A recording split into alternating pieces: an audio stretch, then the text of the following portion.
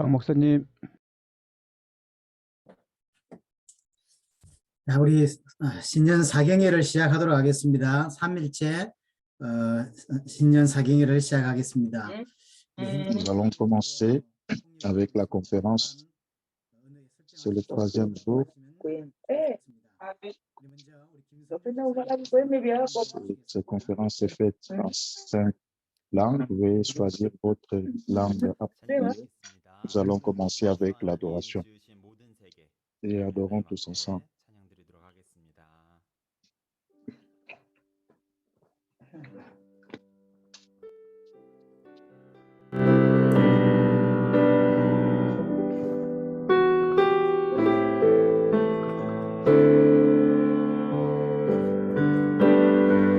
주 하나님 지으신 모든 세계 내 마음 속에 그리워 볼 때 하늘의 별 울려 퍼지는 뇌성 주님의 권능 우주에 찾네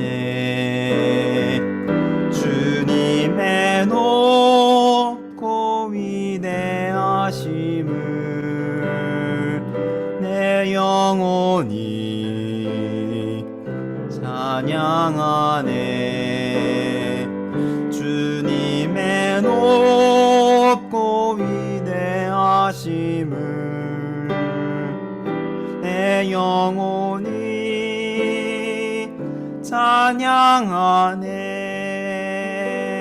숲속이나 험한 산 골짜기에서 지저귀는 저 새소리들과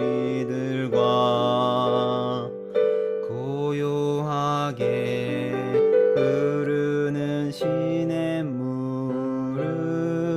주님의 솜씨 노래하도다 주님의 높고 위대하심을 내 영혼이 찬양하네 주님의 높고 위대하심을 내 영혼이 찬양하네 주 하나님 독생자 아낌없이 우리를 위해 보내주셨네 십자가에 피 흘려 죽으신 주 내 모든 죄를 대속하셨네 주님의 높고 위대하심을 내 영혼이 찬양하네 주님의 높고 위대하심을 내 영혼이 찬양하네 내 주 예수 세상에 다시 올 때 저 천국으로 날 인도하리 나 겸손히 엎드려 경배하며 영원히 주를 찬양하리라 주님의 높고 위대하심을 내 영혼이 찬양하네 주님의 높고 위대하심을 내 영혼이 찬양하네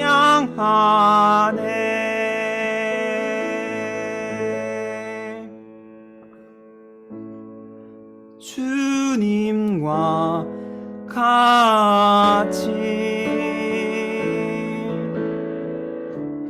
내 마음 만지는 분은 없네. 오랜 세월 찾아 난 알았네. 내겐 주밖에 없네. 주님과 같이 주님과 같이 내 마음 만지는 분은 없네. 오랜 세월 찾아 난 알았네. 내겐 주밖에 없네. 주잡이 강같이 흐르고 주 손길 치료하네.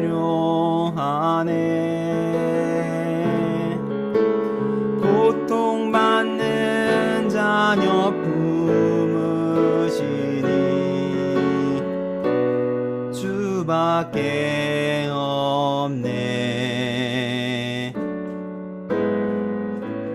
주님과 같이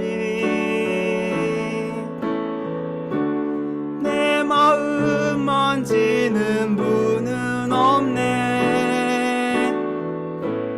오랜 세월 찾아 난 알았네.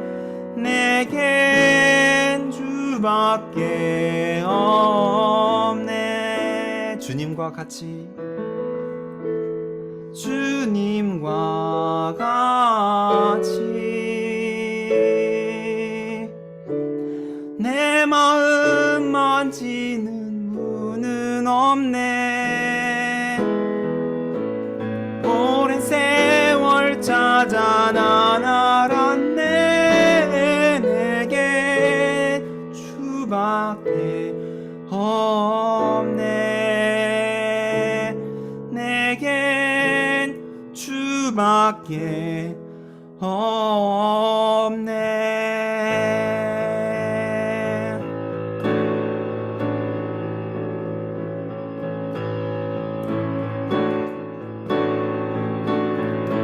예수 열방의 소망, 예수 우리의 위로자, 주는 온 땅의 영원한 소망. 예수 어둠 속의 빛, 예수 변함없는 진리, 주는 온 땅의 빛이 되시네. 우리를 위해 죽으시고 다시 사신 생명의 주, 주님만이 소망이요 변함없는 반석이라. 주님만이 온 세상을 비추시네. 죽음에서 부활하신 우리 구주, 평강의 왕, 주를 믿는 모든 자의 소망 되신 주를 믿네. 예수 열방의 소망.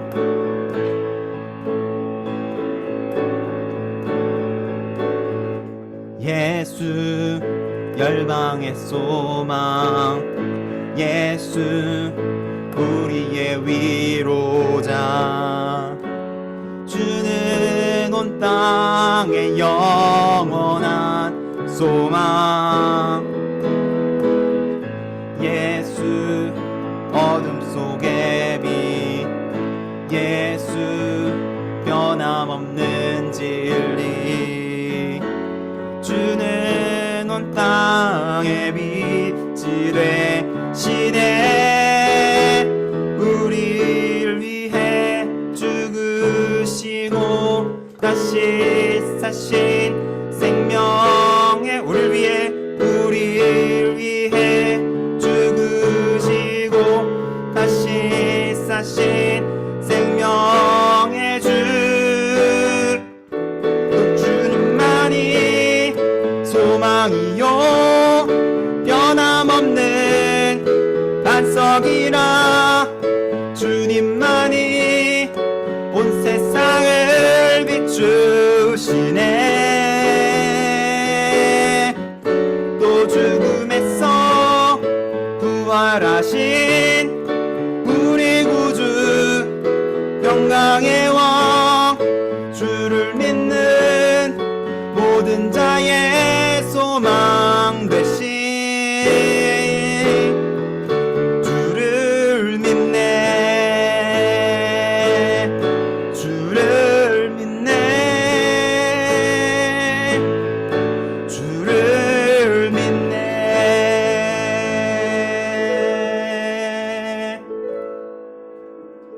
아멘. 하나님께 영광 돌립니다. 네, 김성희 집사님 감사를 드립니다. Nous glorifions, rendons grâce à Dieu. Merci, diacre, pour ce temps.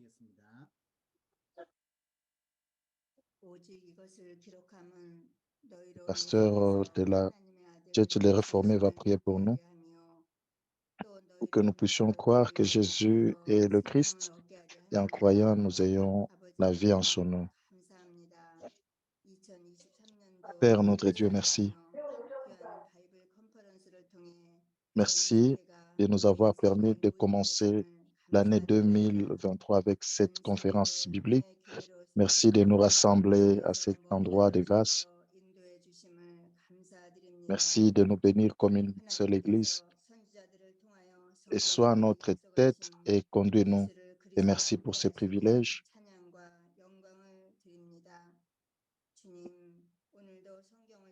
Merci, notre Dieu. Nous te glorifions et t'élevons. Seigneur, fais que cet évangile prêché par la première Église, que nous puissions y croire. Seigneur, éclaire-nous avec le Saint-Esprit. Et en croyant que Jésus, comme Christ, tu vas bâtir ton Église. Tu vas permettre à chacun de nous d'être ton Église, qu'il soit disciple du Seigneur et nos familles soient utilisées pour bâtir l'Église dans toutes les régions. Et pendant que nous attendons ton retour et que nous puissions annoncer ta parole jusqu'à la fin des terres. Père, nous prions pour le pasteur qui va partager ta parole avec nous, que tu le remplisses avec ton Esprit Saint. Seigneur, permets que ta parole coule de lui et que la vie puisse tomber sur nous. Nous prions au nom de Jésus-Christ. Amen.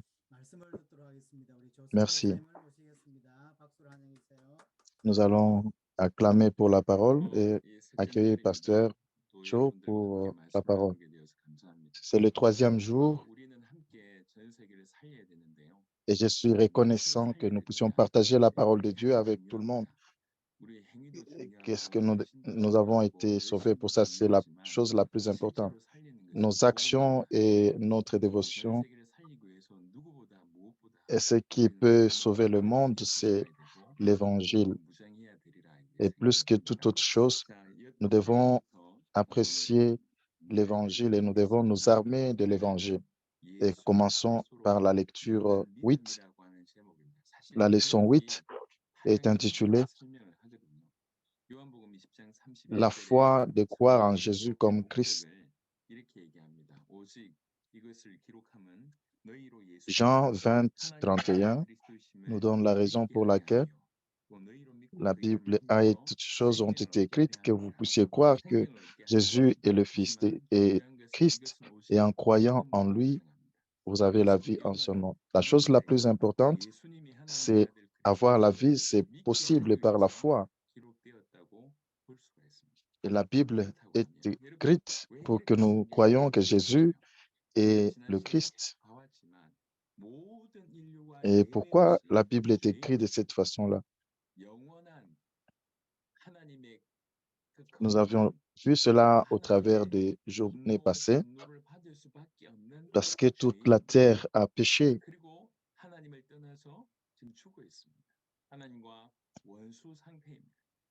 et le pécheur devrait recevoir la punition, la sanction de Dieu. Et on était ennemis de Dieu, on est devenu enfant de Satan. Et même alors, et l'homme était voué à l'enfer. Il était pris par les mauvais esprits. Nous sommes dirigés par Satan et destinés à l'enfer. Et la seule chose qui peut sauver l'homme, c'est l'évangile. Et nous devons être à même de croire et de partager cet évangile avec toutes les nations. Et c'est ce que la Bible dit, que Christ est le Christ, le Fils de Dieu, et c'est pourquoi la Bible a été écrite.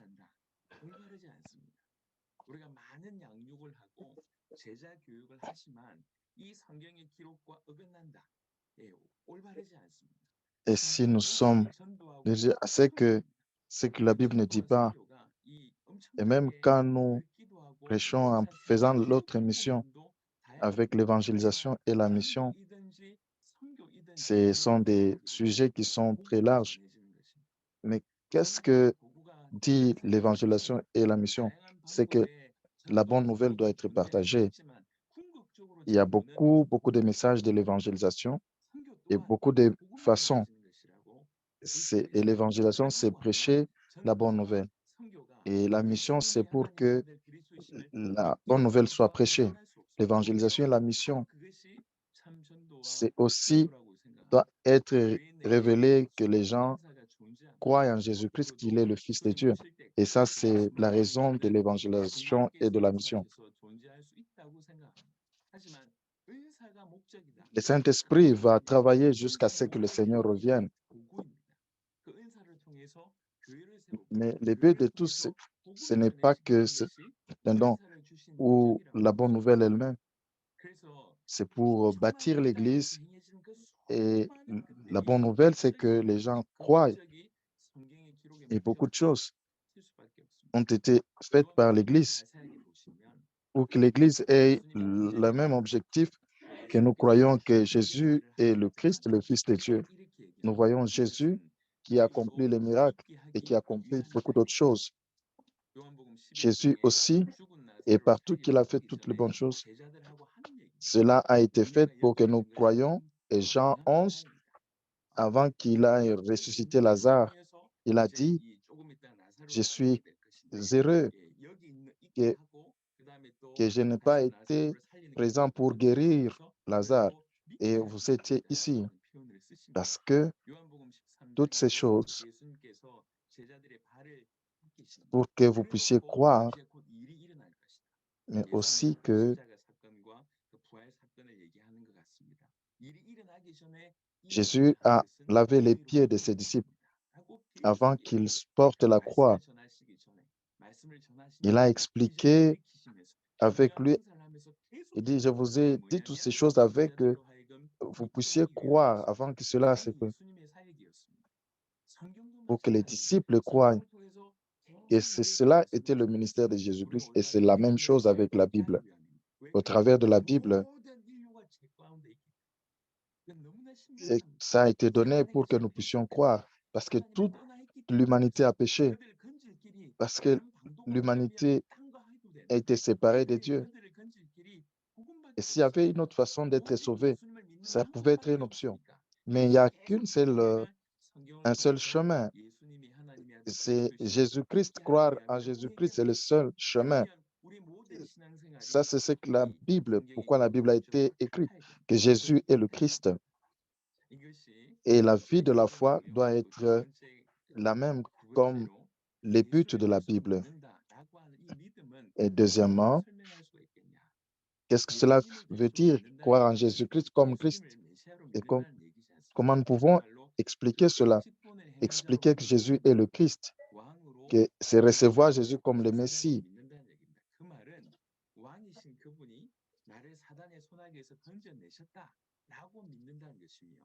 Cela signifie, je crois que Jésus-Christ, il est le roi qui a été levé pour nous. Il est le souverain sacrificateur qui a été envoyé par Dieu, qui enlève le péché. Et il est le prophète qui me met dans la présence de Dieu. C'est croire que Jésus-Christ est le Christ. Cela signifie ceci. Si je crois cela, que Jésus est le Christ, qu'est-ce qui va se passer avec moi? Et franchement parlant, je ne suis plus accusé par mes péchés, je suis libéré de Satan. J'ai rencontré Dieu et ma vie a été restaurée et je vis pour Dieu pour toujours. Et je crois que cela s'est passé dans ma vie. Ainsi, il y a un passage qui exprime cela très bien. J'ai été crucifié avec Christ et ce n'est plus moi qui vis. Et si je vis, c'est pour Christ. Et le Christ qui m'a aimé, il me l'a donné.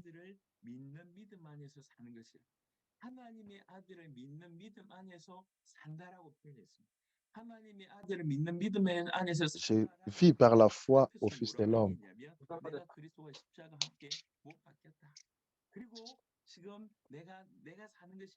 J'ai été crucifié, ce n'est plus moi qui vis.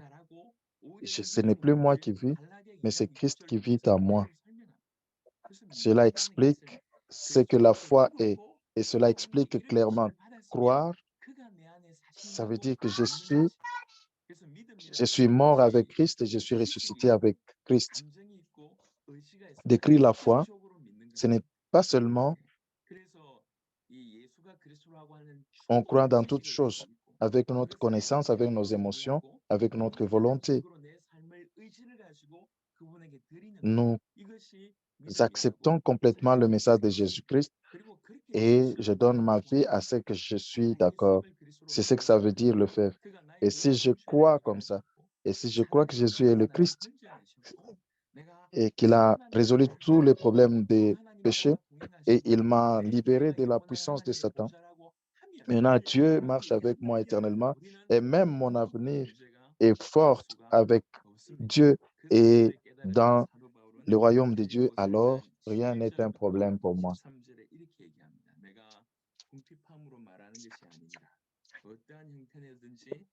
Et l'apôtre Paul dit que je ne dis pas cela parce que je suis dans le besoin, parce que j'ai appris à être content. Je sais comment être dans la disette et comment être dans l'abondance. Et dans toutes ces choses, je sais vivre. Je peux faire toutes choses en lui qui me fortifie. Paul écrit cela quand il était en prison. Il dit qu'il peut faire toutes choses en lui qui me donne, qui me fortifie. Qu'est-ce que cela signifie? Et si beaucoup de gens au travers le monde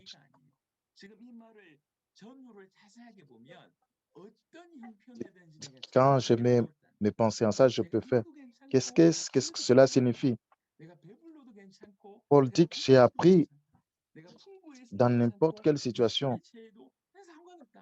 même si j'ai la faim, même si j'ai dans le besoin, j'ai beaucoup de choses, je peux puis tout.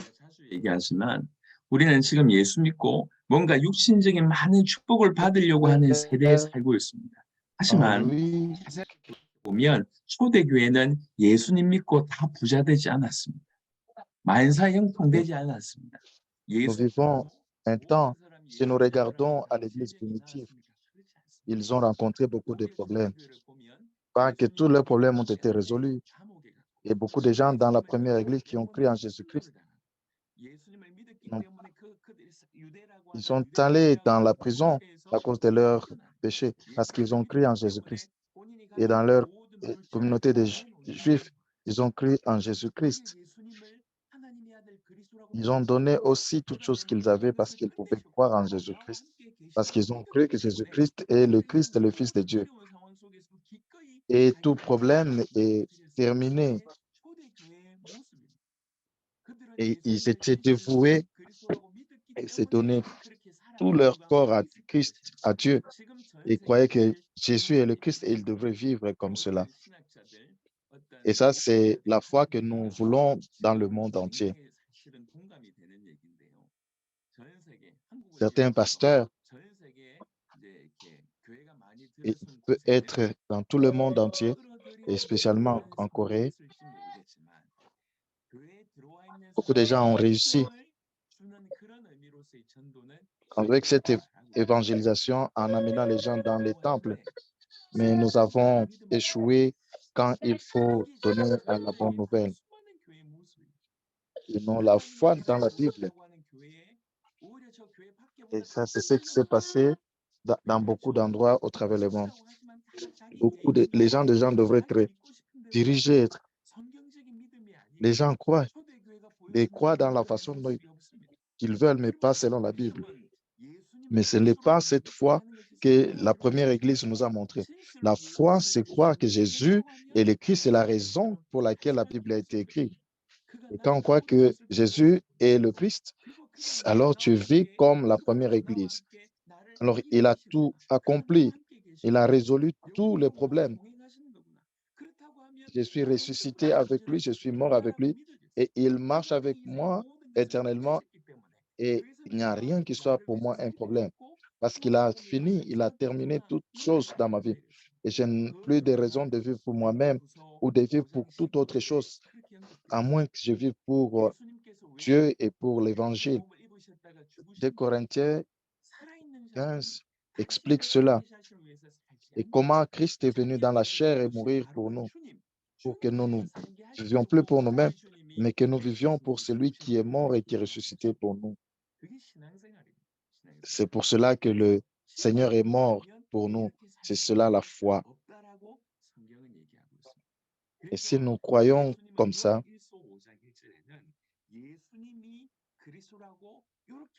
dans 1 Jean 5, 1, il est dit, si tu crois que Jésus est le Christ, alors tu es né de Dieu. Ainsi, nous connaissons, selon Jean 1, 12, comment être un enfant de Dieu. Et à tous ceux qui l'ont reçu, il leur a été donné le pouvoir d'être appelés enfants de Dieu. Mais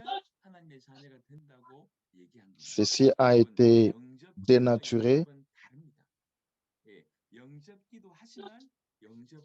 et au travers de prières qu'on devient enfant de Dieu.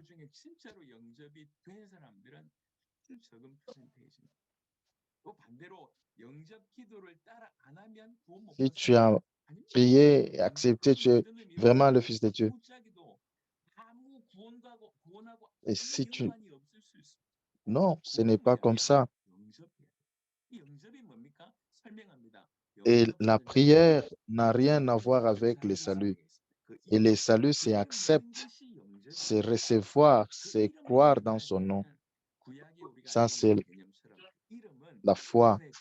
Et à croire dans son nom. Dans l'Ancien Testament, ce concept,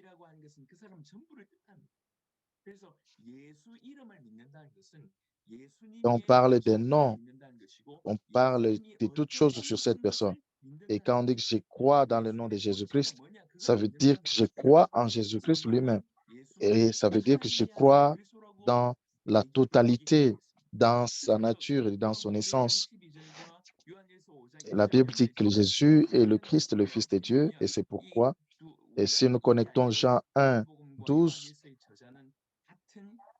et nous pouvons comprendre que la personne qui a écrit Jean et 1 Jean, c'est la même personne. 1 Jean 5 ou 1 explique la même chose. Accepter, ça veut dire croire. Et croire dans le nom de Jésus-Christ, c'est croire en qui Jésus-Christ est. Et croire que Jésus est le Christ, le Fils de Dieu. Croire en lui, c'est ça, accepter. Et cela dit qu'on est né de Dieu, selon la Bible. 1 Jean 5, verset 1, ça c'est le concept d'être né de Dieu. Ça, ce sont des gens qui sont sauvés. Bien sûr, on peut parler profondément sur le salut, être sauvé. Nous avons été secourus parce qu'il n'y avait pas d'espérance. Colossiens 1, 13, on a été sauvés de la domination de Satan. Nous avons été sauvés de la loi du péché. Jean 14, 14 à 16. Et je demanderai à mon Père qu'il vous donne un autre consolateur qui va habiter en vous pour toujours. Qu'est-ce que cela signifie? Parce que nous avons été séparés de Dieu, même parce que nous avons été sauvés de cette mort et maintenant nous appartenons à Dieu. Et Jean 14, 14 nous explique cela. Il y avait une séparation. Satan est l'ennemi de Dieu. Et tous les problèmes sont venus à cause de cela. Maintenant, nous sommes sauvés de toutes ces choses. Nous sommes sauvés de Satan, des péchés et de la séparation d'avec Dieu. C'est ça notre salut.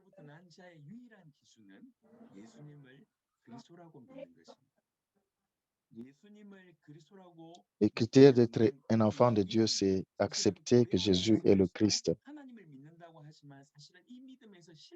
Il y a peut-être des gens qui disent qu'ils croient en Dieu, mais ils échouent dans ce que la Bible nous dit. Et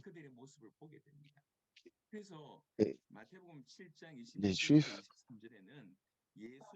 ils croyaient en beaucoup de choses, mais ils ne croyaient pas que Jésus était le Christ. Et Matthieu 7, 21 à 23, on dit qu'on croit que Jésus-Christ est le Fils de Dieu. Matthieu 7, 21 à 23, prophétise qui accomplissent les miracles. Matthieu 7, 21 à 27, ce n'est pas celui qui dit Seigneur, Seigneur, qui est en train. C'est seulement celui qui accomplit la volonté de Dieu qui est dans les cieux. Certains diront, nous avons prophétisé, nous avons chassé les démons, nous avons accompli beaucoup de miracles. Et je leur dirai, allez-vous-en, vous qui accomplissez l'iniquité. Qu'est-ce que cela signifie? Prophétiser, chasser les démons et accomplir des miracles. Et même aujourd'hui, dans les églises, il y a des gens qui font toutes ces choses. Et cela est considéré à un niveau très élevé. Et les gens font toutes ces choses au nom de Jésus-Christ. Jésus dit, je ne vous ai jamais connu.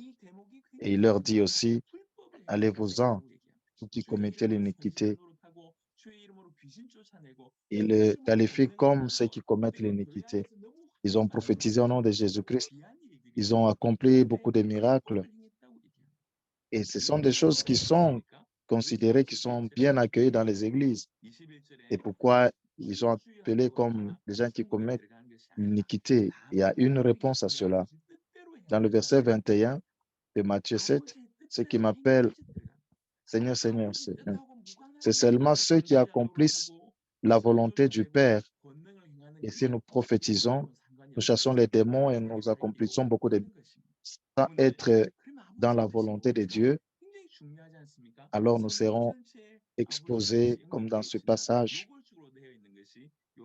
Bien sûr, toute la Bible nous donne la volonté de Dieu dans une façon spécifique. Dans Jean, ceci est la volonté de Dieu. Il m'a envoyé que je ne perde aucun de tous ceux-là qu'il m'a envoyé.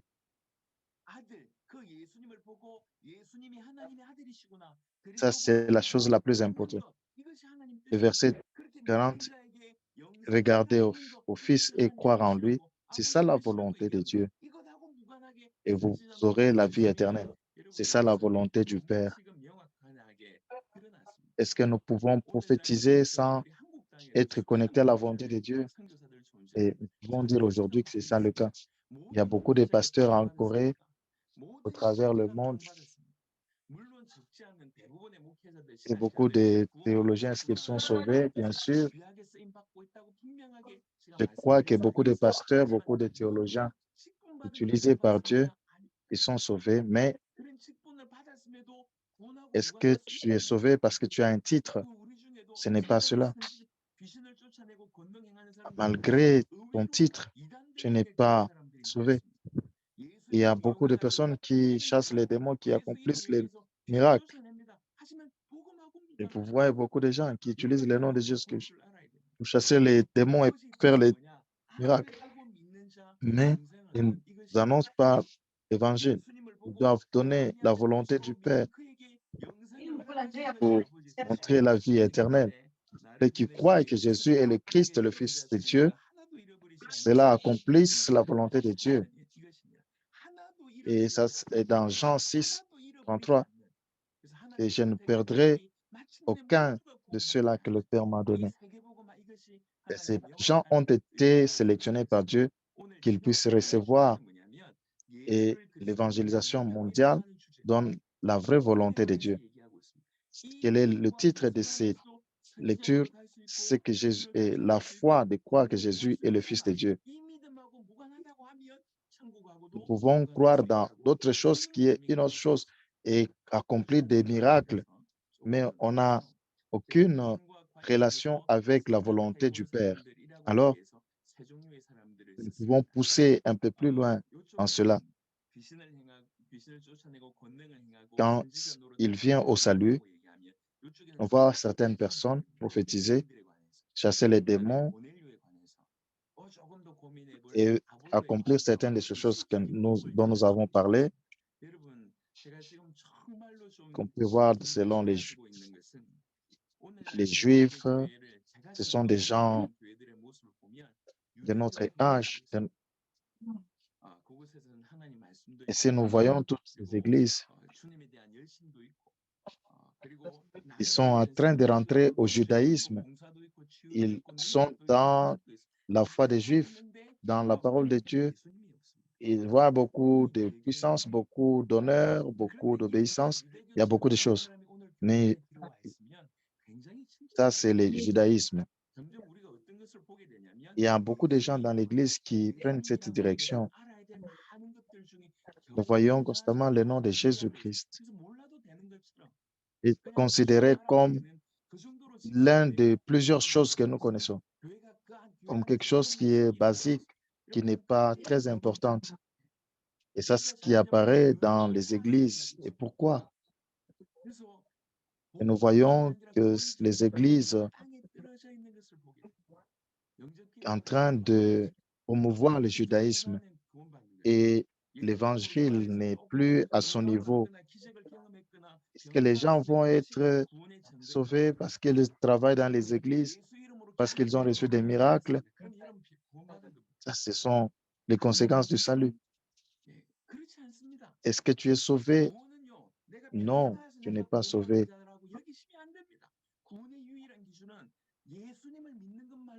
Tu n'es pas sauvé parce que tu es sauvé des maladies.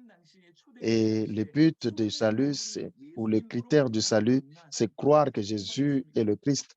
Et même dans la première église, on voit beaucoup de gens qui ont été sauvés au nom de Jésus-Christ. Est-ce que tous ont été sauvés?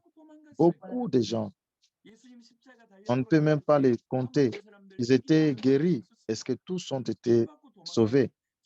Quand Jésus était à la croix, c'était beaucoup de gens qui étaient à la croix. Et ils les ont fui, ils sont partis. Tous sont partis. Si tu pries, tu peux être guéri. Est-ce que c'est cela le salut? Cela n'a rien à voir avec la foi véritable. Comment nous croyons en Jésus? C'est ça le critère du salut. Nous ne devons pas être confus. Et beaucoup de gens pensent que dans le salut, c'est beaucoup de choses. Et les Juifs ont beaucoup de choses. Mais il y avait quelque chose qu'ils ne croyaient pas que Jésus est le Christ.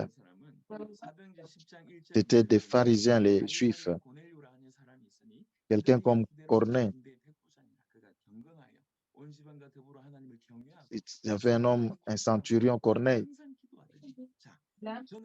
et qui était connu, qui craignait Dieu et qui priait régulièrement. Corneille, c'était un religieux. Il était dévoué. Il priait constamment Dieu. Mais est-ce qu'il était sauvé? Pensons à cela. Et au travers de la grâce de Dieu, il a envoyé Pierre et Pierre a prêché l'évangile de Jésus-Christ et tous ont écouté l'évangile et le Saint-Esprit est venu sur eux comme nous le connaissons. Et nous pouvons comprendre que le vrai salut est venu auprès d'eux. Dans Acte 2, il y avait beaucoup de gens qui étaient comme des Juifs, qui étaient dévoués, qui étaient généreux et qui priaient Dieu. Il y avait beaucoup de Juifs qui étaient en train de prier Dieu comme cela. Et cette compréhension que je suis en train de voir, qui, comme ça, viennent à l'église. On va leur dire bienvenue. Mais théologiquement, nous pouvons regarder ce qui est très important. Dans le verset 21, 24, ça fait une bonne connaissance.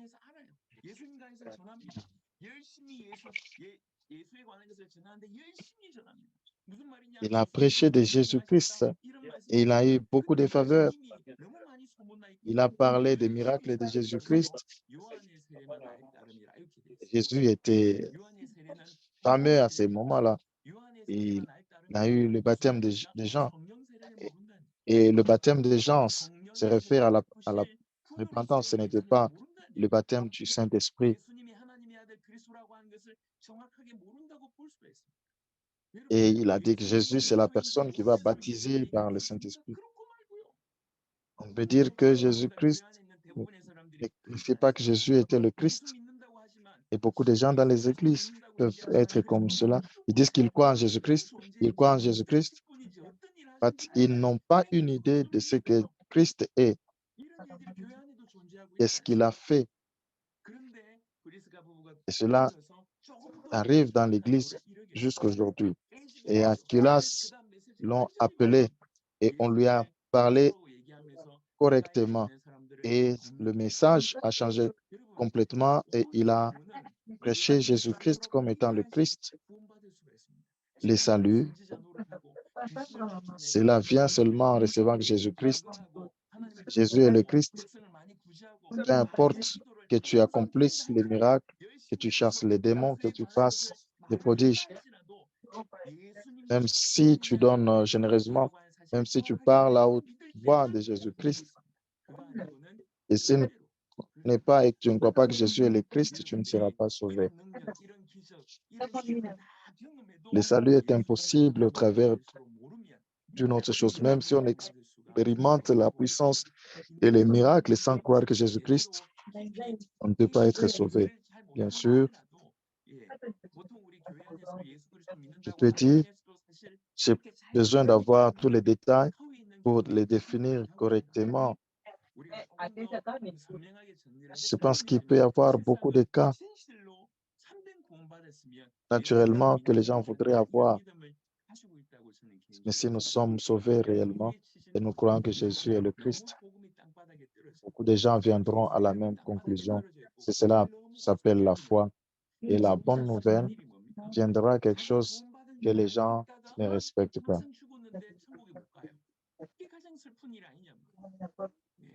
Les gens croient qu'à eux-mêmes qu'ils croient, mais ils sont en train d'aller dans l'enfer. Les gens peuvent penser que j'ai fait certaines choses, c'est pourquoi je suis sauvé, j'ai quelques expériences de miracles et de guérisons. Mais quand vous les voyez, ils ne pourront jamais aller au ciel. Nous pouvons être clairs avec beaucoup de précision pour connaître le critère pour aller au ciel selon la Bible. C'est seulement ceux qui croient que Jésus est le Christ sont nés de Dieu. Et ce sont les gens qui sont sauvés. Et ceux qui croient que Jésus est le Christ, à Matthieu 16, 13 à 19, Jésus a dit que Pierre, tu es heureux. Et sur ce pierre, je bâtirai mon église. Et même les portes d'enfer ne prévaudront pas sur elle. Pierre ne pouvait rien faire, grande chose en parlant, s'il ne pouvait pas voir Jésus-Christ comme étant le Christ, comme étant le Fils de Dieu. Et aussitôt qu'il a confessé cela et croit que Jésus est le Christ, c'est la grande grâce que nous pouvons recevoir sur la terre. Et si nous pouvons croire Jésus-Christ comme le Fils de Dieu, et si nous pouvons tenir à compte, c'est la seule grande chose que nous avons. Dieu va bâtir son église sur ses rochers et même les portes de l'enfer ne prévaudront sur elle. Ceux-là qui croient que Jésus est le Christ. Est-ce que tu peux dire je crois en Jésus-Christ? Ceux qui croient réellement que Jésus est le Christ peuvent dire je crois en Jésus-Christ. La leçon 8, c'est à propos croire en Jésus-Christ selon la Bible. Cette personne-là qui croit comme cela, ils peuvent dire ils croient en Jésus-Christ. Et si nous allons dans la leçon 9, il nous explique qui est ce Jésus en qui nous croyons. C'est Jésus en qui nous croyons. Il est le Fils de Dieu. Et il parle du commencement de l'évangile de Jésus-Christ, Fils de Dieu. Ça, c'est Jésus que nous connaissons. Et toute la Bible parle de Jésus-Christ. Jésus, il y a très peu qui parlent de Jésus-Christ comme le Fils de Dieu. Et nous avons su. Jean 1 explique Jésus dans une façon, il était avec Dieu, il était Dieu. Et Jean 1, la Trinité est expliquée. Et dans le verset 3, il dit que toutes choses étaient à lui, verset 4. Et en lui, il y avait la vie, la lumière, verset 9, la vraie lumière, verset 14. Et la parole est devenue chair.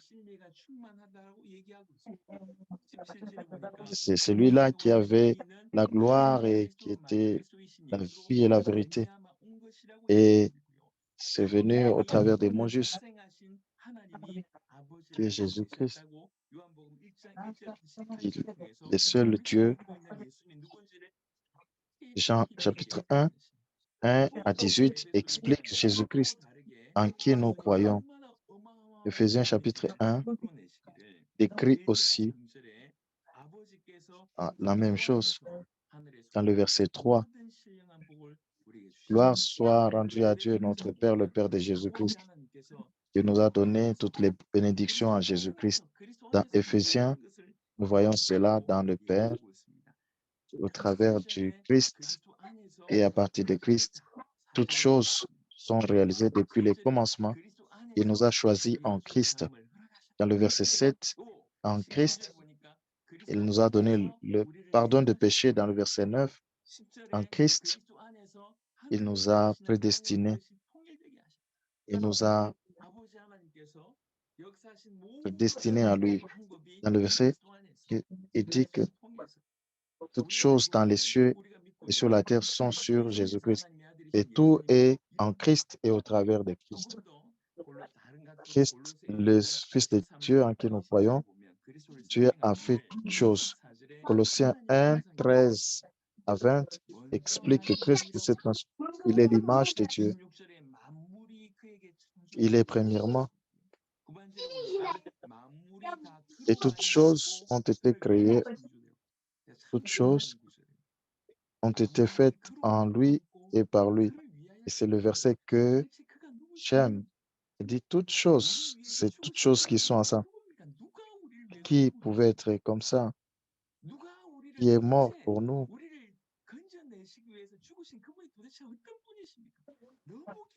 Qui est celui qui est mort pour nous secourir? Ça, c'est quelque chose d'extraordinaire. Il est avant toute chose. et toutes choses sont ensemble. Le verset 20, et au travers de lui, il réconcilie toutes choses. Nous avons parlé de Jésus-Christ. Nous avons parlé de Jésus, comment il est le Christ et le Fils de Dieu. Et il est quelqu'un qui nous sauve des péchés, qui nous délivre de Satan et qui nous réconcilie avec Dieu. Et si nous pouvons expliquer Jésus, c'était quelqu'un de grand et on n'est pas capable de le décrire avec nos mots. La leçon 9 est en train de décrire de telle façon que la Bible parle de lui. Comment Jésus a manifesté le Père pour que nous pouvons apprendre au travers de Jésus-Christ, nous pouvons voir le Père. Et Jean 14, 7, si vous me connaissez, vous connaîtrez aussi mon Père. Et maintenant, vous le connaissez. Et on lui a dit, mais montre-nous le Père. Et vous ne connaissez pas Philippe? J'ai été avec vous pendant très longtemps. Il dit, quiconque m'a vu a vu le Père. Je suis dans le Père, je suis dans le Père et le Père est à moi. Et vous pouvez juste comprendre. Il dit que le Père est à moi et j'accomplis son œuvre. Et de manière terrestre, seulement Jésus-Christ qui était là et le Père était en Jésus. Maintenant, Jésus est celui en qui nous pouvons connaître le Père. Et Matthieu 11 s'explique cela, mais c'est quelque chose de compliqué. Que toute chose m'a été donnée, excepté le Père, et personne ne connaît le Père, seulement le Fils, et personne ne connaît le Père, à moins qu'il y ait celui que le Père accepte de révéler. Nous devons avoir la révélation du Fils. Selon le Fils, nous devons avoir cette révélation pour que nous connaissions le Père. Et au travers du Fils, nous pouvons connaître le Père. Matthieu 11, 27 nous enseigne ceci. Luc 7 nous dit, Jean 1, 18 aussi nous dit aussi, personne n'a vu Dieu et le Père s'est fait connaître lui-même par celui qui l'a envoyé. Ainsi, Jésus, le Fils de Dieu, c'est lui qui manifeste Dieu. Et Jean 8, 19 dit, et on lui a demandé, où est le Père? Si tu me connais, tu me connais aussi le Père. Il dit que moi et le Père, nous sommes un. Vous pouvez comprendre que je suis dans le Père et le Père est à moi. Et au travers de Jésus, nous pouvons connaître Dieu le Père précisément. Parce qu'il est le seul qui peut manifester, qui peut nous montrer le Père. Mais ainsi,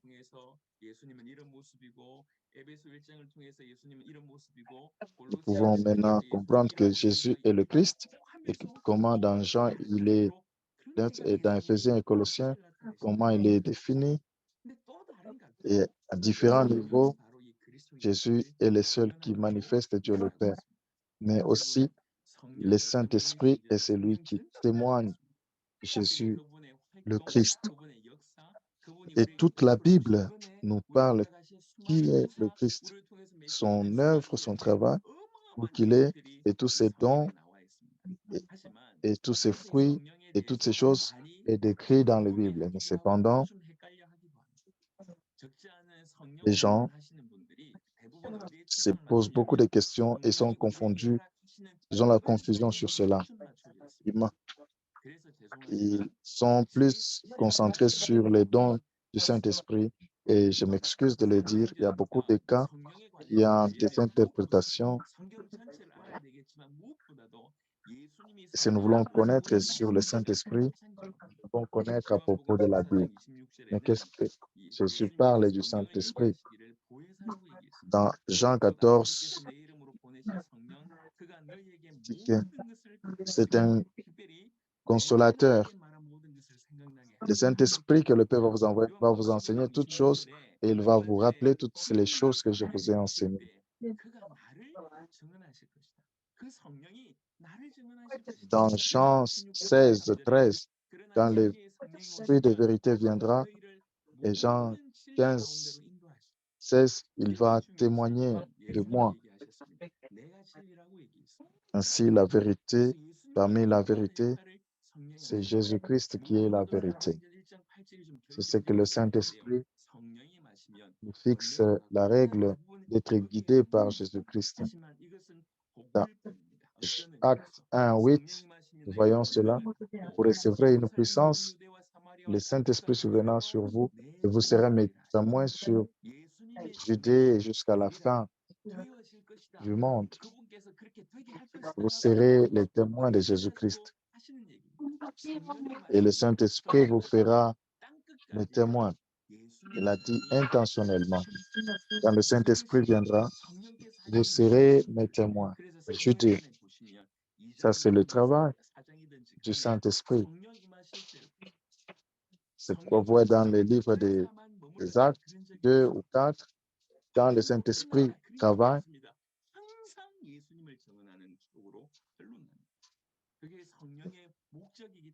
cela ne travaille pas seulement dans les miracles, ça continue à proclamer Jésus le Christ. C'est celui qui est venu dans la chair et dans le sang. Il est venu dans la chair et dans le sang pour témoigner parce que l'Esprit est la vérité. Jésus, il est le Christ, le Fils de Dieu. Il est quelqu'un qui est grand comme ça. Nous avons expliqué cela depuis le début. Jésus, il est le seul qui manifeste, qui montre le Père. Et celui qui témoigne de Christ, c'est le Saint-Esprit. Et cela n'est pas question de différence dans la puissance et dans les rôles. Les gens peuvent penser que nous avons parlé seulement de Jésus-Christ, mais Jésus, le Christ, a manifesté le Père, qui m'a révélé qui est le Christ. Et cette Trinité travaille de cette façon, et spécialement, le Saint-Esprit a été mal compris. Nous voyons le besoin d'expliquer cela. Parce que beaucoup de gens, ils parlent du travail du Saint-Esprit, mais ne travaillent pas du travail de Jésus-Christ et des dons du Saint-Esprit. Et du ministère, comment cela travaille. Et je voudrais parler plus du salut. Et si nous ne prêchons pas la bonne nouvelle, il n'y a pas de salut. Le Saint-Esprit va nous guider. Il va nous montrer qui est le Saint-Esprit. Et nous devons connaître cela correctement. Et nous avons vu cela profondément. Le fait que Jésus a manifesté le Père et le Saint-Esprit a manifesté qui est le Père. Et enfin, Jésus-Christ est le Seigneur. C'est différent. Jésus est le Christ, le Fils de Dieu. Jésus a un objectif et je dois le recevoir comme mon Seigneur. C'est quelque chose de subjectif. Et cela, nous pouvons prendre Jésus-Christ comme le Seigneur. Il est le Seigneur de notre création. 1 Corinthiens 8. Et en lui, toutes choses sont venues. Il n'y a qu'un seul Seigneur, Jésus-Christ, à qui toutes choses reviennent. 1 Corinthiens 12, 3.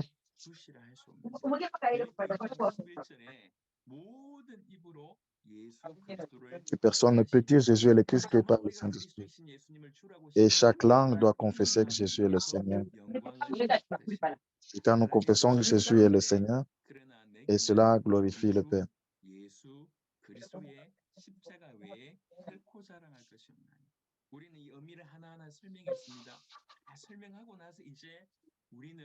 Nous avons expliqué tous ces sens et après avoir expliqué toutes ces choses, nous pouvons dire que nous croyons que Jésus est notre Seigneur. Et c'est quelque chose de très grand. La leçon 8 et 9 sont très intenses. Comme vous accomplissez le ministère, nous devons regarder à cela. Et puis, suivons la vidéo de la prière.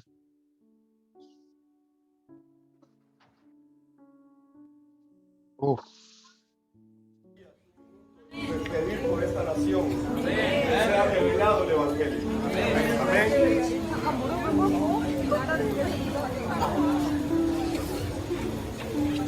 Padre Celestial, hoy venimos orando por Guatemala. Señor, te pedimos que sea revelado el Evangelio a esta nación.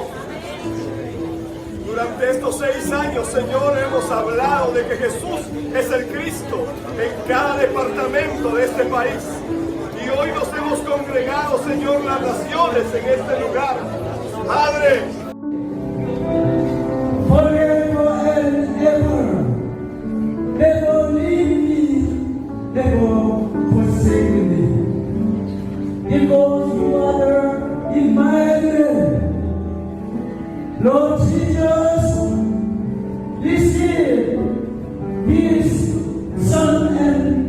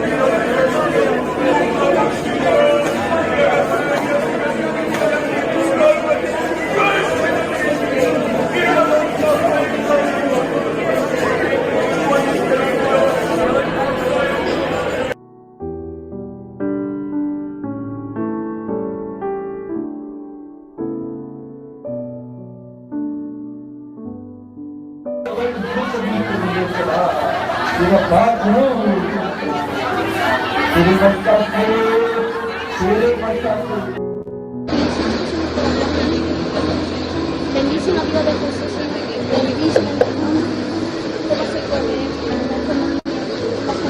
Él puede mandar el mandado como le mandaste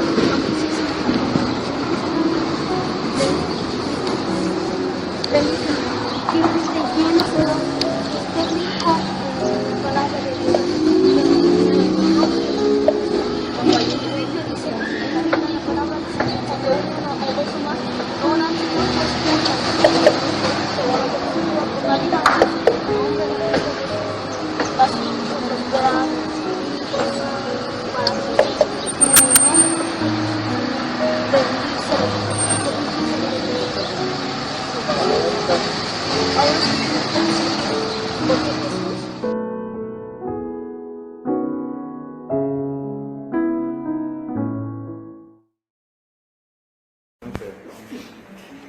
Dos y tres.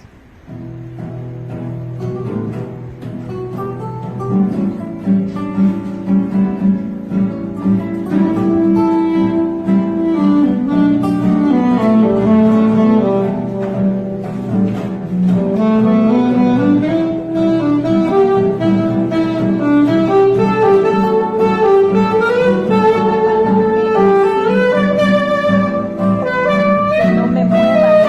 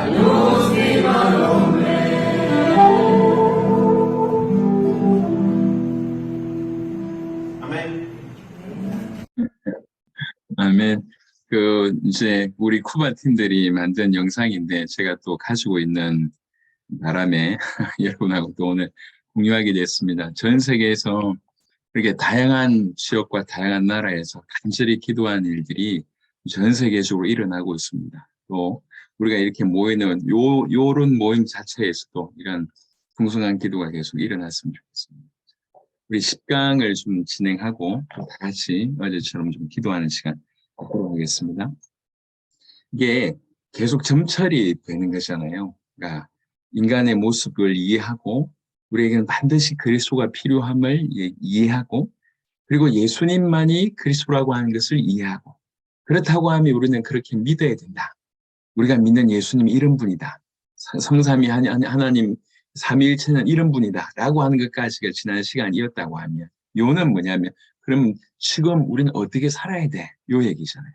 그게 이 10강의 내용입니다. 신앙생활에 관한 얘기인데요.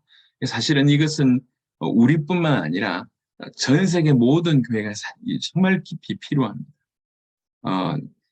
지금 교회는 예수님이 하나님의 아들 그리스도라고 하는 이것을 정확하게 이 복음을 정확하게 들어서 믿을 수 있도록 해야 됩니다.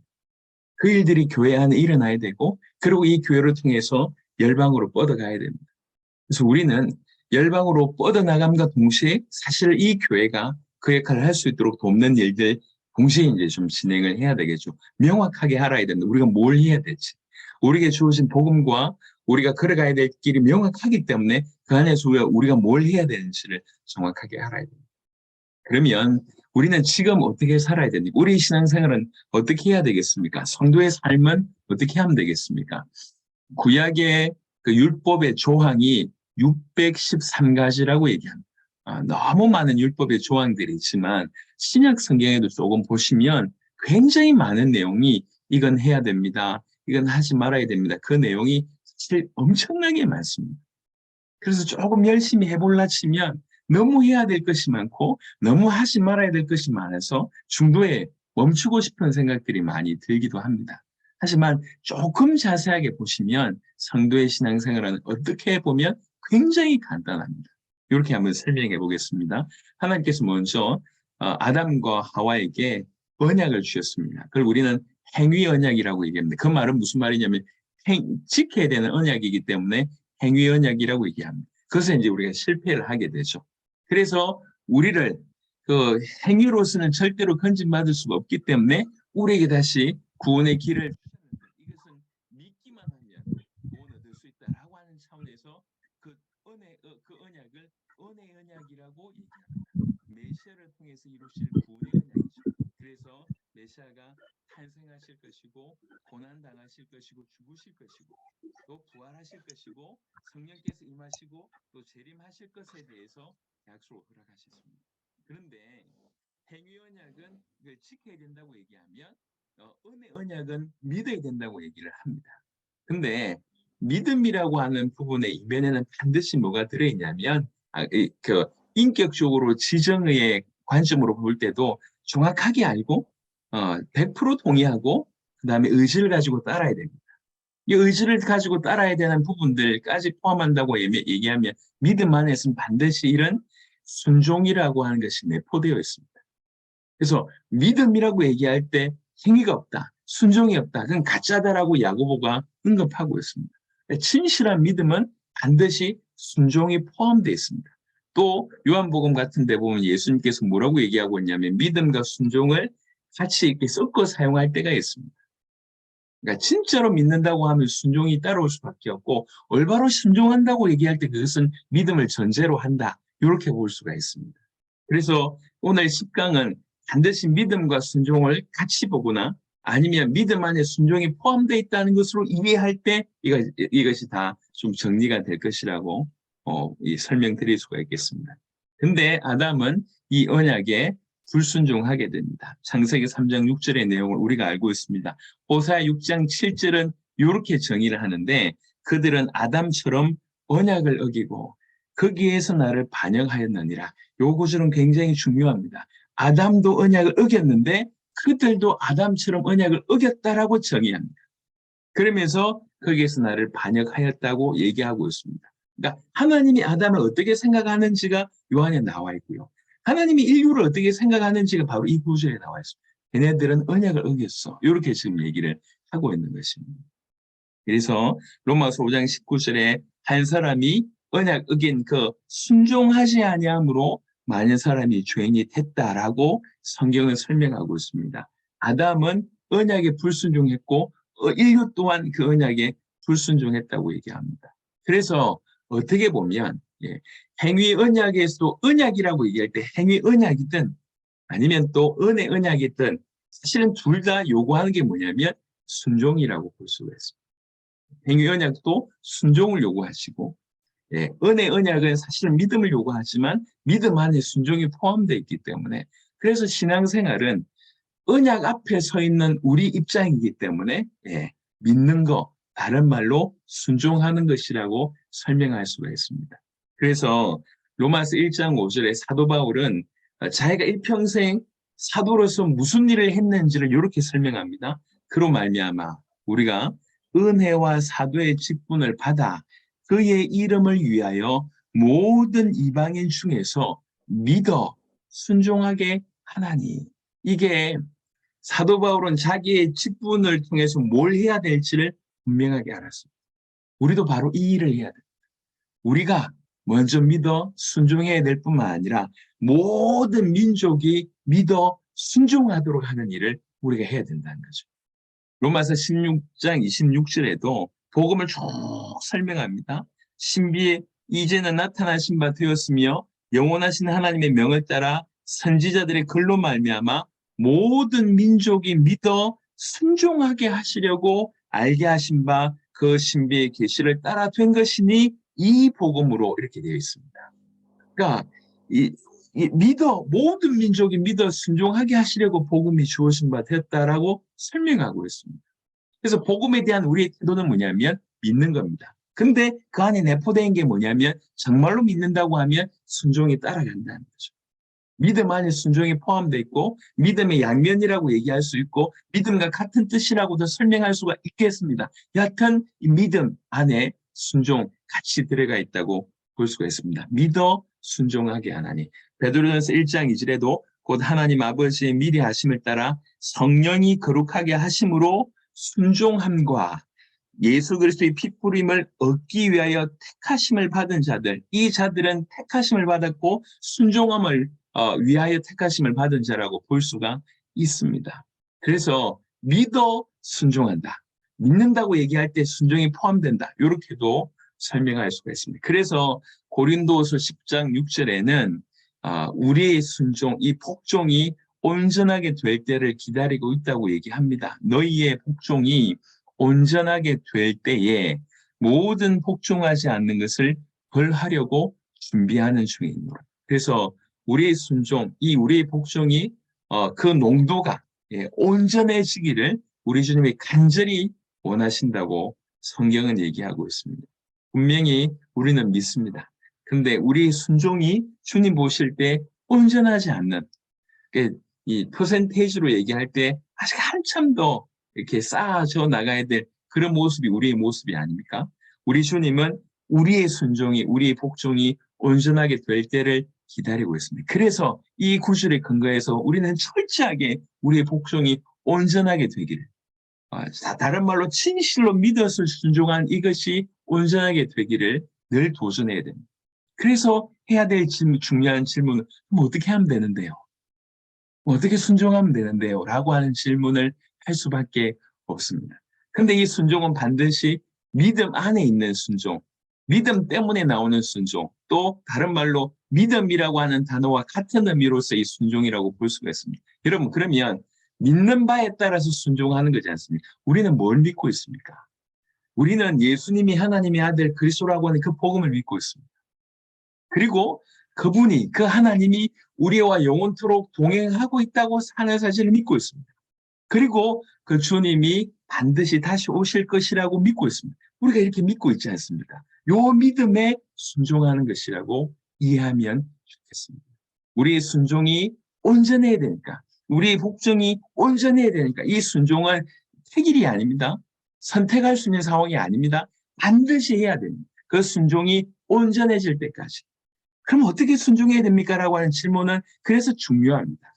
근데 이 순종이 믿음과 뗄 수 없으니까 우리가 뭘 믿느냐를 정확하게 정리하면 이 순종은 자연스럽게 따라온다고 생각합니다. 우리는 예수님을 그리스도라고 믿습니다. 우리는 복음을 믿습니다. 그리고 그 복음을 믿는 순간부터 하나님이 우리와 동행하신다, 함께 하신다고 하는 사실을 우리가 믿습니다. 그리고 반드시 주님이 다시 오신다고 우리는 믿습니다. 우리가 이 땅에서 가지고 있을 때 이 믿음은 이 믿음입니다. 이 믿음의 근거에서 우리는 순종하면 된다는 것입니다.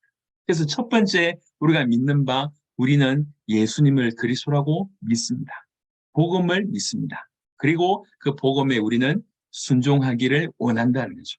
그래서 예수님을 그리스도로 믿고 순종한다. 이 부분을 또 다른 의미로 표현할 수 있다고 하는 것은, 표현할 수 있다면 그것은 예수 그리스도를 따라간다. 이렇게 이해할 수 있을 것 같습니다. 그래서 예수님을 그리스도로 믿고 순종하는 것은, 예수님을 믿고 순종한다는 것은 예수님을 따라간다는 말로 이해할 수 있기 때문에, 그러면 이 말은 조금 더 해석해보면 어떻게 설명할 수 있냐.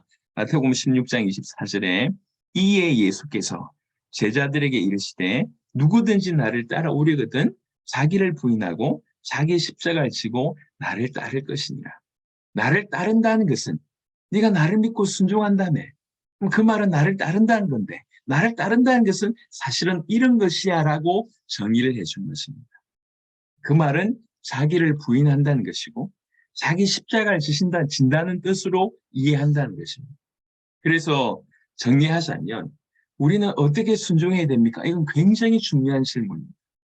우리 주님이 이렇게 네 순종이 언제쯤 온전해지지 이렇게 보고 있기 때문에, 그래서 우리가 순종하는 것은 굉장히 중요한 부분입니다. 그래서 이거를 아주 정확하게 순종해야 될 거 아닙니까? 이 순종은 믿음과 따로 뗄 수가 없다는 거죠. 우리가 믿는 믿음에 따르는 순종이니까. 우리가 뭘 믿습니까? 우리는 예수님을 그리스도라고 믿습니다. 그리고 그분이 우리와 함께 하신다고 하는 것을 믿습니다.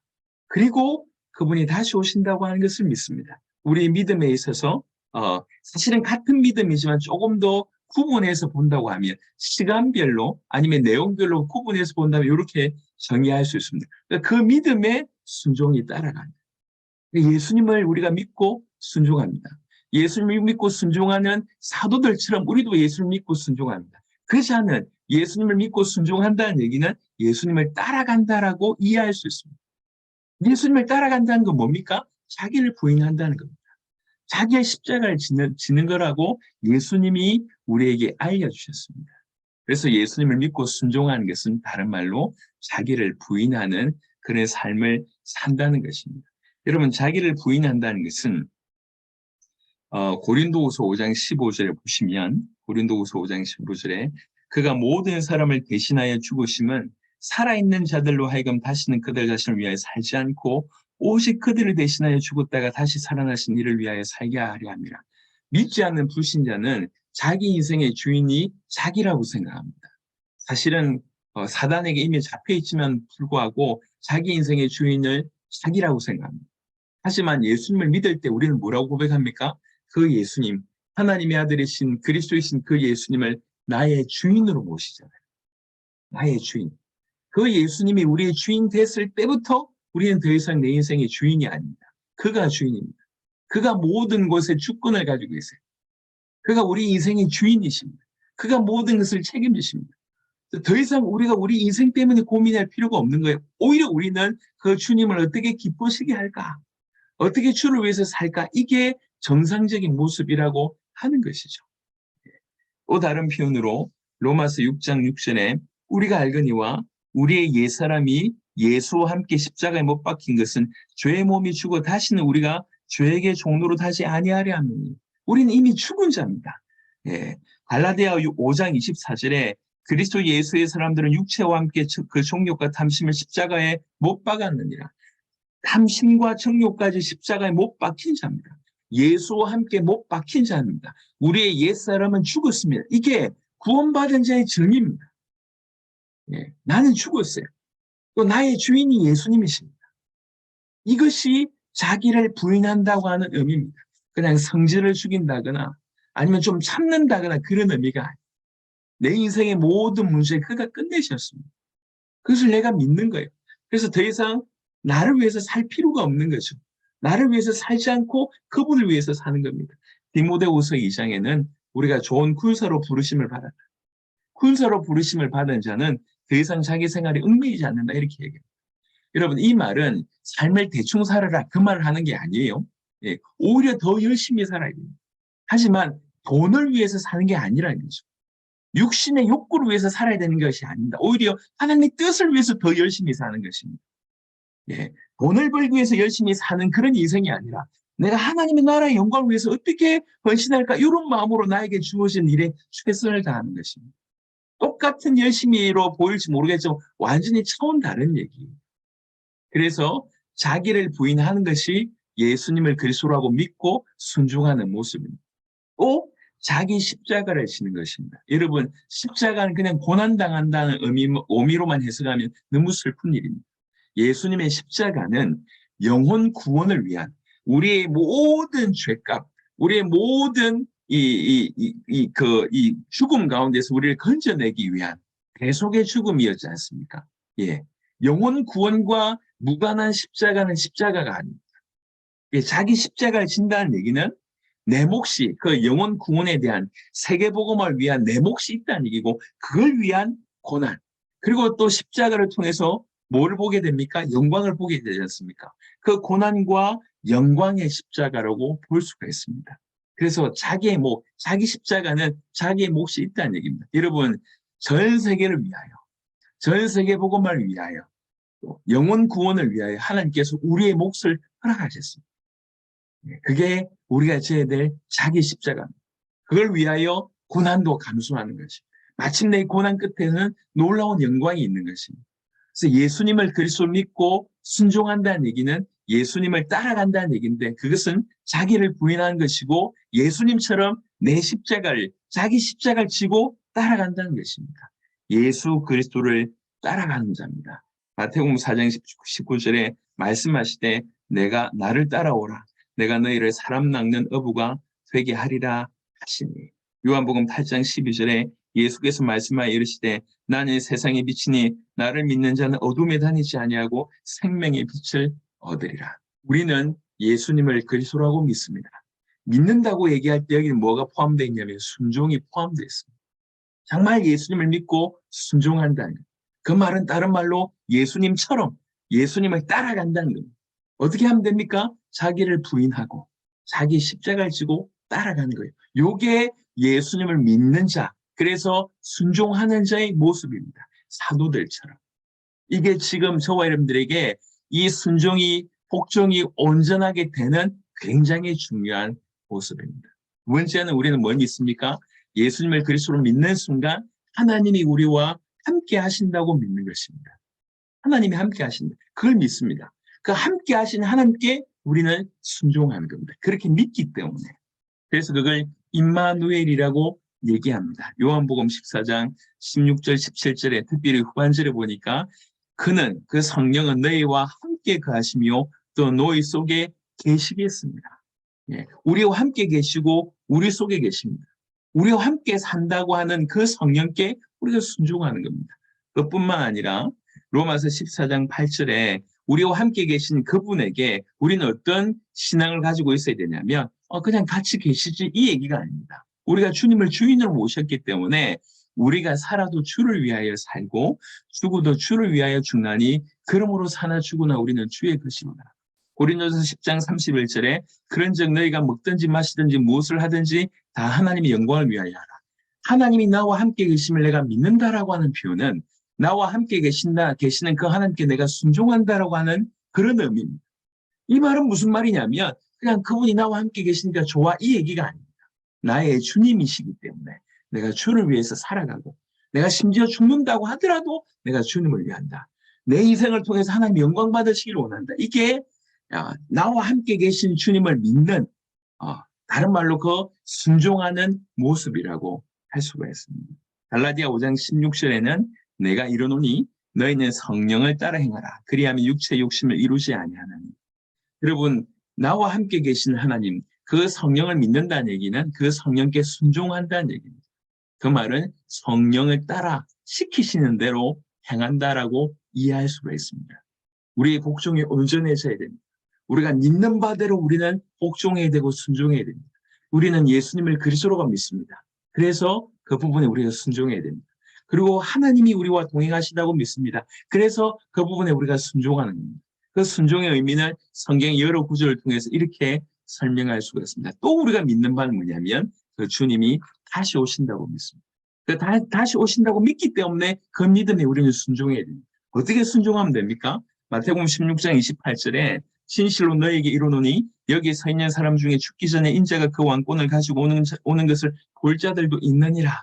그러니 마태복음 24장 14절에 이 천국 복음이 모든 민족에게 증언되기 위하여 온 세상에 전파되리니 그제야 끝이 오리라. 언제 이 주님의 다시 오심을 진실로 믿는 자는 뭘 위해서 살 수밖에 없습니까? 결국 모든 민족에게 복음이 증언되어야 되기 때문에 이 일을 위해서 정말 순종한다면 이 일을 위해서 살아갈 수밖에 없다고 얘기를 할 수 있습니다. 여러분, 믿는 자의 삶은 구원받은 성도의 삶은 믿음의 삶입니다. 믿는 것이 유일한 것입니다. 근데 이 믿음 안에 뭐가 포함되어 있냐면 순종이 포함되어 있습니다. 순종은 믿음의 또 다른 언어입니다. 그래서 우리가 믿는 바대로 순종하는 거예요. 그게 성도의 삶입니다. 우리가 뭘 믿습니까? 우리는 복음을 믿습니다. 또 뭘 믿습니까? 복음을 믿은 우리에게 하나님 함께 계시다고 믿습니다. 또 뭘 믿습니까? 예수님이 틀림없이 다시 오신다고 믿습니다. 이 일에 우리가 순종하는 거예요. 예수님을 믿기 때문에 순종합니다. 그 말은 예수님을 따라간다라고 이해할 수 있습니다. 또 하나님이 우리와 함께 계신다고 하는 것을 내가 믿습니다. 그분은 그냥 구경꾼으로 계시는 게 아니에요. 우리 주인으로 계십니다. 성령이 우리와 함께 계십니다. 그래서 당연히 주를 위해서 살고 하나님의 영광을 위해서 살고 성령을 따라 행할 수밖에 없는 겁니다. 반드시 그분은 다시 오신다고 믿습니다. 그 부분에 우리가 순종하는 것입니다. 다시 오시기 때문에 다시 오실 길을 준비하는 거예요. 이 복음으로 전 열방을 살리는 그 일에 우리가 순종하는 것입니다.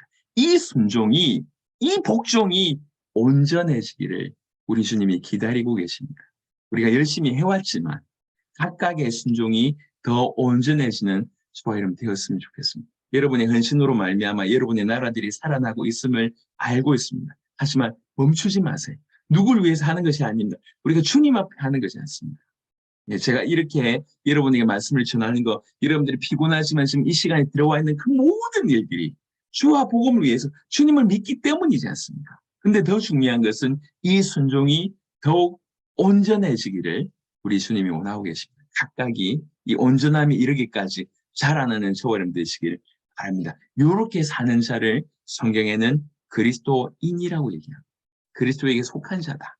그리스도를 닮은 자다. 저분을 보니까 그리스도가 어떤 분인지 알겠다. 그런 존재가 그리스도인입니다. 저와 여러분들이 비로소 이런 그리스도인으로 살아가게 되기를 그리스도 예수의 이름으로 축원합니다. 그래서 여러분들 통해서 머지않아 세계복음화가 속히 앞당겨지는 그런 은혜 있기를 그리스도 예수의 이름으로 이 시간에 같이 한번 기도하면 좋겠습니다. 정말로 요 말씀 그대로 주님 예수 그리스도를 믿는 그 믿음, 성경에서 말하는 그 믿음이 우리에게 있게 하옵소서. 그리고 그 믿는 자의 삶을 우리가 진실로 살아가게 하옵소서. 일단 우리를 위해서 이렇게 기도하면 좋겠고요. 두 번째는 오늘 좀 영상을 보셨는데요. 실제로 우리가 올바로 신앙생활을 하고 이 복음을 전 열방에 전하기 위해서는 참된 기도가 필요합니다. 주님 우리에게도 전 세계 제자에게도 전 세계 교회에도 참된 기도를 허락하여 주옵소서. 기도하는 교회들 되게 하시고 기도하는 제자들 되게 해달라고 이게 두 번째 기도 제목입니다. 또 세 번째 기도는 오늘 주신 말씀처럼 말씀에도 언급되어 있지만 결국 우리가 해야 될 게 뭐냐면 전 세계 이 복음을 전해서 그들로 하여금 이것을 믿어서 순종하게 해야 됩니다. 예수님을 그리스도라고 정확하게 전해서 예수님을 그리스도로 진실로 믿고 순종하는 일들이 전 열방의 교회들에게 일어나고 그들을 통해서 전 열방의 복음 전해질 수 있도록 이 세 번째 기도 제목 마지막으로는 우리가 대륙을 위해서 기도하면 좋겠습니다. 지금 라틴 아메리카나 북미 아메리카나 그리고 아시아나 아프리카에는 그래도 아주 이 복음이 이제 이 복음의 증언이 많이 일어나고 있습니다. 이 대륙에서는 굉장히 복음의 폭발적인 확산이 있게 해달라고 기도하되, 또 반대로 아직 좀 많이 약한 대륙이 유럽이고 가장 약한 대륙이 오세아니아입니다.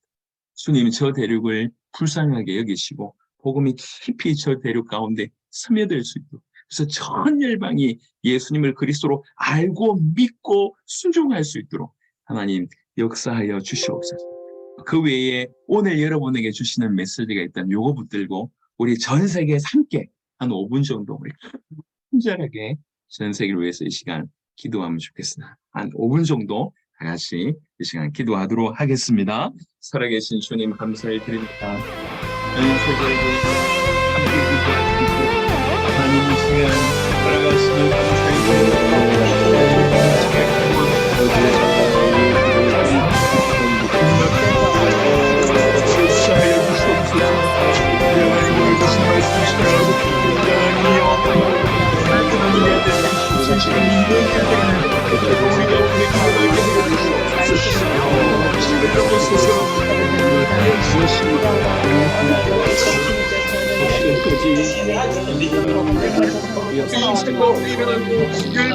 일어날 수 있도록 주시기를 간절히 소원합니다. 주여 그 시간 기도합니다. 정말 예수를 그리스도 모든 자들이 일어날 수 있도록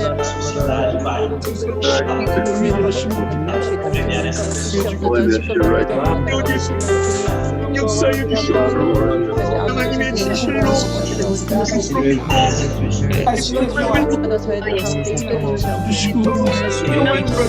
하나님 역사해 주시기를 간절히 소원하고 나옵니다.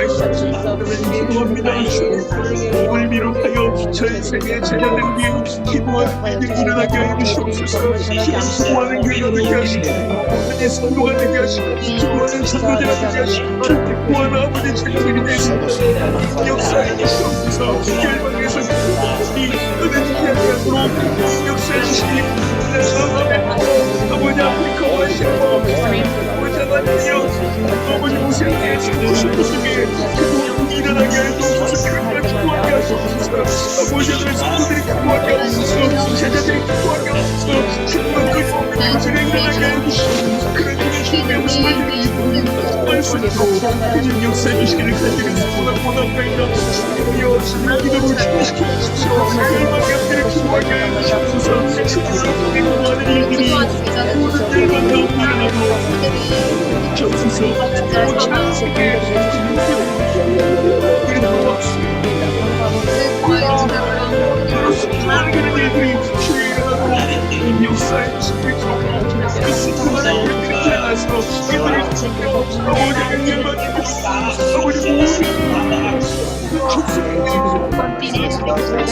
열방이 아버지 모든 불신자들에게 아버지 여성들을 하나님 역사해 주시기를 기도합니다. 우리 되어져가고 있는 이 시대를 맞이하고 아버지 하나님이여 천주를 본격적으로 방해하는 시대를 살아가고 있습니다. 그렇습니다. 이를 위해서도 주님의 핍박의 시대가 가까이 그것을 못내인 주님이여 가운데 분단하게 쓸 수 있도록 역사해 주시기를 간절히 소원하고 원하옵나이다. 이거 포기할 수 없습니다. 이 일들을 크게 기도합니다. 역사에 주시옵소서. 오늘 이 시간 보내고 대륙을 위해서 기도합니다. 아메리카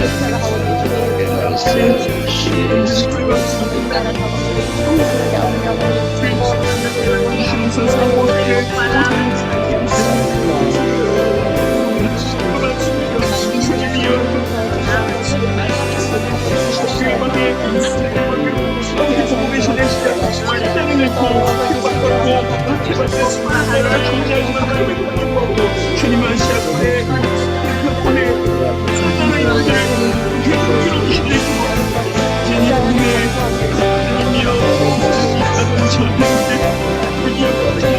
능력하시는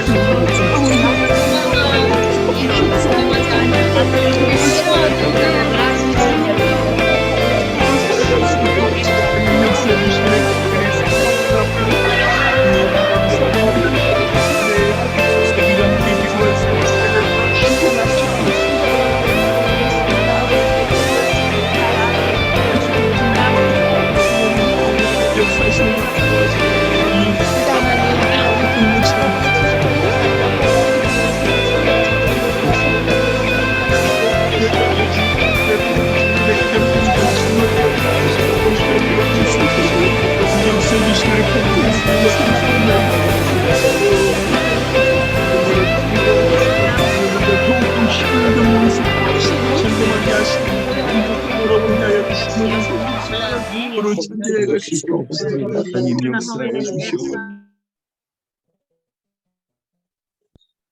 우리 주 예수 그리스도의 이름으로. 아멘. 하나님 감사합니다. 오늘 말씀을 전하고 기도하는 시간들을 갖게 하심을 감사합니다. 전 세계에서 하나 되어서 우리 주님께 기도하였습니다. 주님, 아침내 우리를 통해서 전 세계가 예수님을 그리스도라고 정확하게 알고 믿고 또 순종할 수 있는 그런 때가 속히 올 수 있도록 이런 교회들을 통해서 열방의 복음이 모든 민족에게 복음이 전해질 수 있도록 축복하시고 이 일에 여기 엎드려 있는 모든 주의 백성들을 귀하게 사용하여 주옵소서. 감사를 드리옵고 우리 주 예수 그리스도의 이름으로 기도드렸습니다. 아멘. 아멘. 네, 감사를 드립니다.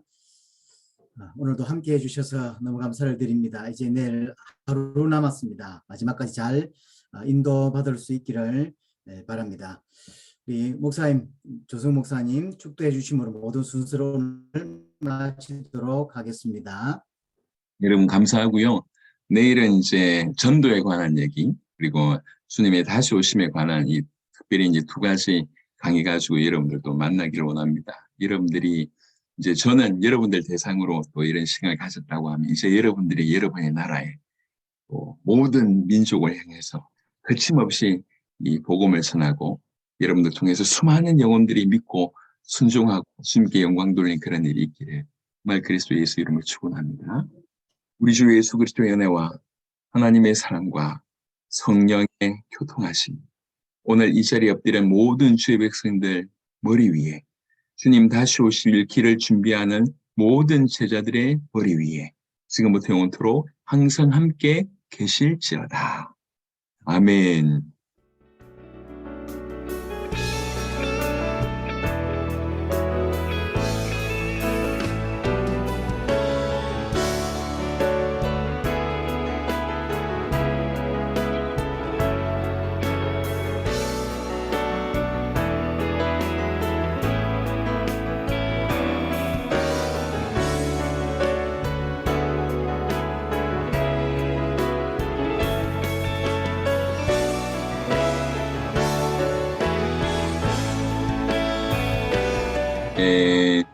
아멘. 다들 귀한 시간 내주셔서 감사합니다. 우리 다 마이크 여시고 마라나타 인사하시면서 오늘 순서 마무리하도록 하겠습니다.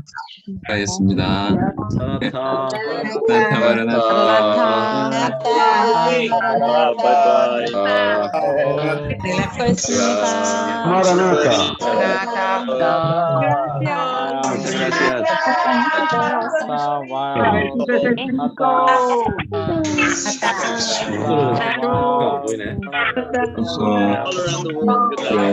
들어왔네. 네, 감사합니다. 감사합니다.